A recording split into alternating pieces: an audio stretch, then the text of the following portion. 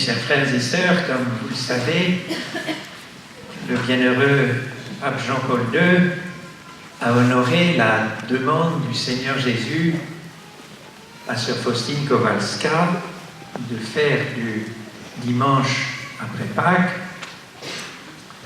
le dimanche en l'honneur de la miséricorde.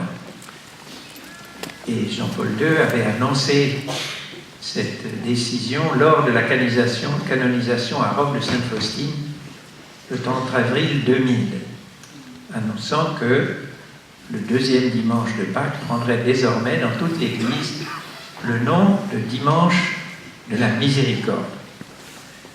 Et dans le petit journal, nous avons à plusieurs reprises le Seigneur qui demande cela à Sainte Faustine. Ce dimanche était traditionnellement et est toujours le dimanche qu'on appelait en latin in albis, parce que les nouveaux baptisés de Pâques venaient avec leurs vêtements, leur robe pascale, maintenant c'est une écharpe blanche, pour, au bout de 8 jours, renouveler en quelque sorte les promesses de leur baptême. Et c'est le dimanche où, comme nous venons de l'entendre, nous est rapporté le récit de la rencontre si émouvante entre Jésus et l'apôtre Thomas. Et donc il faut nous demander, on peut se demander, mais pourquoi, quel lien y a-t-il entre la miséricorde et ce deuxième dimanche de Pâques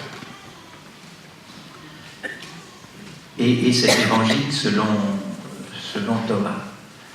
Une première raison, un premier lien, c'est que le dimanche, dans l'octave, les 8 jours, dans la tradition et de la Bible et de l'Église catholique, l'octave signifie la plénitude de ce qui a été donné par le Seigneur. Comme vous savez, cette semaine de Pâques, du dimanche de Pâques à aujourd'hui, est constituée comme un seul jour, le jour de la résurrection. C'est le jour que fit le Seigneur, que nous avons chanté ou prié toute la semaine et encore aujourd'hui. Donc ce jour, c'est la manifestation, non pas de l'achèvement, parce que c'est inépuisable, mais de la plénitude de la résurrection du Seigneur qui dure éternellement. Et dans le récit de la rencontre de Jésus avec saint Thomas, l'apôtre Thomas, il y a ce contact physique de Thomas avec le Seigneur Jésus ressuscité. Avance ta main, mets-la dans mon côté. Et comme vous savez, ou vous ne savez pas, mais je vous l'apprends, et c'est très beau, la pointe de la lance romaine qui a ouvert le côté du cœur pour atteindre le cœur de Jésus avait la forme à peu près la taille d'une main. Et donc ce contact physique nous est donné le signe vivant de l'incarnation du Fils de Dieu, du Verbe qui s'est fait chair. D'ailleurs, Jésus avait dit à Sainte Faustine en octobre 1934, « Ce dimanche est la fête de la miséricorde. Par le Verbe incarné, je fais connaître l'abîme de ma miséricorde. » Cet abîme dans son cœur ouvert est le signe.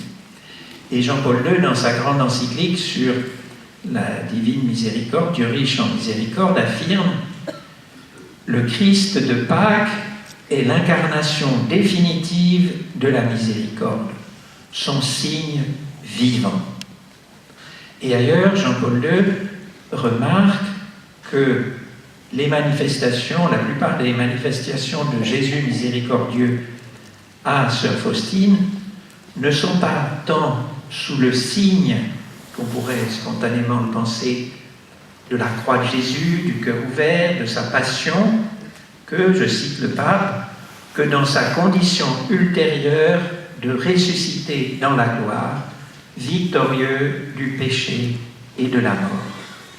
Ainsi d'ailleurs que nous le représente le tableau de la divine miséricorde que vous avez sous les yeux. Il y a donc un lien qu'a établi sainte Faustine, inspirée par le Seigneur, entre la spiritualité de la miséricorde, un lien indissociable, et le mystère de Pâques. Une autre raison, me semble-t-il, de ce lien entre miséricorde divine et Pâques nous est donnée là aussi par Jean-Paul II, toujours dans cette encyclique Dieu riche en miséricorde. Vous savez, c'était une encyclique un petit peu difficile, qu'on avait lue peut-être un peu rapidement, etc., qu'on avait oublié, et de s'y replonger en réfléchissant sur la miséricorde divine, on en découvre toutes sortes de richesses, et notamment celle-ci, qui est pour moi d'une portée magnifique. Je cite Jean-Paul II. « Voici que le Fils de Dieu, dans sa résurrection, a fait l'expérience radicale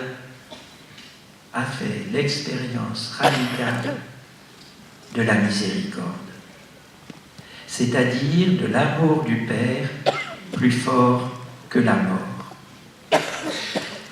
Jésus, en son humanité, dans sa résurrection, fait l'expérience de la miséricorde. C'est magnifique. Jésus, dans sa résurrection, nous a précédés dans l'expérience de la miséricorde du Père. Il est le premier bénéficiaire de la miséricorde du Père. Par ailleurs, et toujours en lien avec l'évangile de Thomas, enfin de Saint Jean en nous rapportant Thomas, pour nous, la miséricorde se rattache en ce dimanche de Pâques à la foi de Pâques et au réalisme de la foi de Pâques, ce réalisme qui est manifesté, exprimé par le fait que Jésus non seulement apparaît dans son corps d'homme, mais se laisse toucher, et laisse toucher ses plaies, son côté ouvert, par Thomas et le dimanche précédent par les apôtres. Et Jésus nous demande, à la suite de saint Thomas, de ne pas être incrédule, mais croyant, par la foi, parce que la foi est une sorte, spirituellement, de manière de toucher pour nous Dieu, de nous saisir de Dieu. Et Jésus nous demande de répondre dans la foi, dans la force de l'attachement de la foi à son amour miséricordieux, à sa présence miséricordieuse. De le redire avec saint Thomas, et je vous inviterai à le dire en recevant le corps du Christ à la communion, mon Seigneur et mon Dieu. Et la grâce de la foi qui fait que nous adhérons, nous nous donnons à cette vérité que Jésus est vraiment ressuscité, est un cadeau miséricordieux de Dieu que Dieu nous fait. Ce n'est pas d'abord de notre propre volonté et initiative. La foi est une grâce, est un acte de la part de Dieu, d'un acte de miséricorde à notre égard, de pouvoir nous approcher, comme saint Thomas, même si c'est de manière invisible, du corps ressuscité de Jésus. Et c'est ce que nous dit saint Paul dans un très beau et grand passage de la lettre aux Éphésiens, au chapitre 2e. Dieu est riche en miséricorde, à cause du très grand amour dont il nous a aimés, alors que nous étions morts à cause de nos fautes. Il nous a fait revivre avec le Christ, et c'est la grâce du baptême. C'est bien par grâce que vous êtes sauvés, à cause de votre foi. Cela ne vient pas de vous, c'est le don de Dieu. La foi est pour nous un don miséricordieux de Dieu. Et l'affirmation de saint Thomas, mon Seigneur et mon Dieu, est dans l'évangile de saint Jean et à la fin de l'évangile de saint Jean l'une des plus fortes et des plus décisives attestations de la divinité de Jésus, de sa nature divine, mon Seigneur et mon Dieu. Les deux termes s'appliquant dans la Bible à Dieu lui-même. Et c'est le cœur de notre foi que le Verbe, le Fils de Dieu, le Fils du Père éternel, par miséricorde pour nous, s'est fait chair, a pris notre humanité. C'est le cœur de notre foi que nous proclamons spécialement à Pâques, que nous allons proclamer à nouveau dans un instant dans le Je crois en Dieu. Ce don du Fils de Dieu dans notre humanité, par amour des hommes et par amour de chacun et chacune de nous, est une grande miséricorde qui nous est faite. Mais il faut dire réciproquement, car dans notre relation d'alliance, d'amour, d'amitié avec Dieu, il y a réciprocité. Si Jésus nous fait la miséricorde de se donner à nous dans la foi comme ressuscité, de se donner à nous dans cette miséricorde qu'il expérimente comme venant du Père, il nous demande et il attend de nous que nous lui fassions la miséricorde de notre foi et de notre amour. Jésus a une soif immense de notre foi en lui comme envoyé du Père et de notre amour, de notre charité. Comme à la Samaritaine, il mendie en quelque sorte notre amour et notre miséricorde. Enfin, je voudrais noter, relever un lien entre la miséricorde et Pâques, entre ce dimanche de la miséricorde et la rencontre de Thomas avec Jésus. C'est quelque chose que j'ai découvert en préparant cette homélie et qui m'a, je trouve, pardonnez-moi parce que ça ne vient pas de moi, mais je trouve assez beau et de grande portée, de grande importance. C'est ceci. Lors de la première apparition, le dimanche de Pâques, Saint Jean nous rapporte que Thomas n'était pas là. Et après, les disciples lui disent « Nous avons vu le Seigneur ». Et lui ne veut pas croire. Or, quelles que soient les raisons, bonnes ou mauvaises, pour lesquelles Thomas n'était pas là le premier dimanche de Pâques, les raisons de cette absence, je pense qu'il a dû éprouver une sorte de tristesse, de remords, de ne pas avoir été là, d'avoir été laissé de côté, de ne pas avoir eu cette première rencontre avec Jésus ressuscité. Et Jésus, dans sa miséricorde, va précisément le guérir de cette blessure qu'a laissé dans son cœur, dans sa mémoire, le fait que, encore une fois, quelle que soit la raison, ça ne nous est pas dit, il n'était pas là. Mais je pense qu'il y avait une blessure. Et Jésus le guérit de cette blessure en lui faisant toucher la plaie de son côté.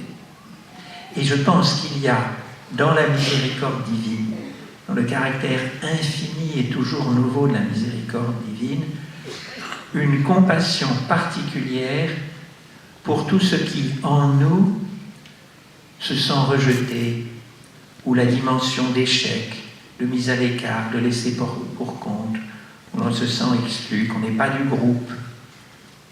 La miséricorde divine s'étend avec prédilection vers les pécheurs et les pécheurs que nous sommes.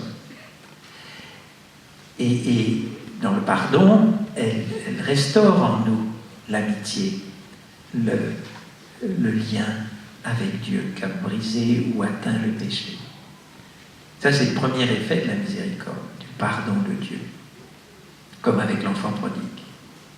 Mais je pense que la miséricorde s'étend aussi à cette blessure que laisse toujours le péché, de justement de nous être mis à l'écart ou d'avoir été comme rejetés de la communion fraternelle ou de Dieu, de cette blessure que l'on éprouve qu'il y a quelque chose qui a manqué dans notre vie, que ce sentiment d'avoir raté quelque chose de ce pourquoi nous étions faits. Et la miséricorde divine s'étend juste là. C'est du moins l'enseignement que je tire de cette rencontre de Jésus avec Thomas. C'est pourquoi, en ce dimanche de la miséricorde, qu'avec saint Thomas et sainte Faustine, nous nous tournions résolument vers Jésus miséricordieux pour nous laisser envelopper, étreindre par sa miséricorde, pour y répondre par notre propre amour miséricordieux à l'égard de Jésus qui a faim et soif de notre amour, que nous puissions lui dire en toute vérité et d'une manière inépuisable. Mon Seigneur et mon Dieu, Jésus, j'ai confiance en toi. Amen.